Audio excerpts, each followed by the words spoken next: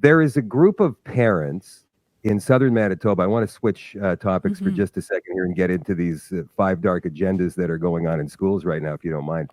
Mm-hmm. Um, so, a friend of mine sent me this just today. She said SERC, SERC, is the name that Planned Parenthood has been hiding under, at least in Manitoba, probably in other provinces as well. There's a documentary coming out this June. It exposes the roots and intention of Planned Parenthood, and I think it will blow most people's minds. They go back to Auschwitz and emerge eugenics movements in the United States.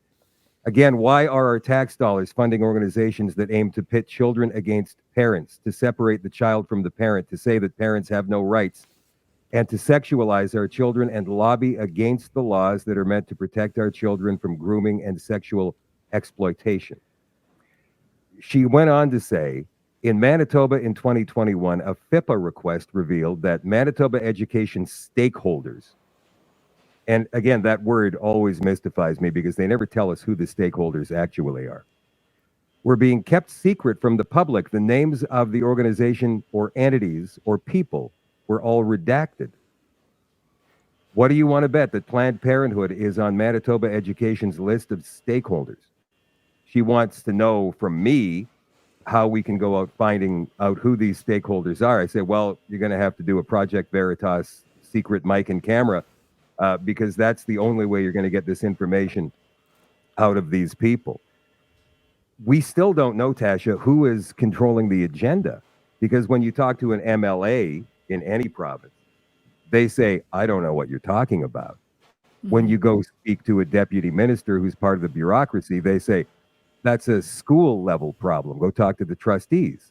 The trustees say, I don't want to talk to you. Go talk to the superintendent. You go to talk to the superintendent. The superintendent says, I don't even know what you're talking about. What books? Mm-hmm. What do you mean, Planned Mm-hmm. Parenthood? Mm-hmm. It doesn't seem like anybody knows Mm-hmm. what's really going on. And yet these books are in there. This curriculum is being taught, but it's not being taught in a way that people think it is. For example, there is no, in high school, junior high, or elementary school, there is no gender studies. They save that for post secondary. But they throw it into mathematics, they throw it into English, they throw it into social studies. And when they do, they will stop the lesson that they happen to be teaching on geography, let's just say, and move into a conversation about, oh, I don't know, men can be women, women can be men. And then they start talking about the different spectrums.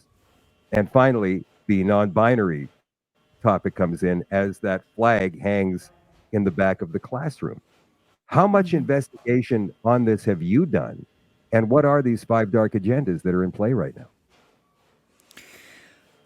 Well, okay, so there's a reason that, your superintendent, Jane and Joe coffee shop, whatever you call them, don't know what's going on, and it's purposeful. And there's a reason why there's not an actual class that you can just opt out of.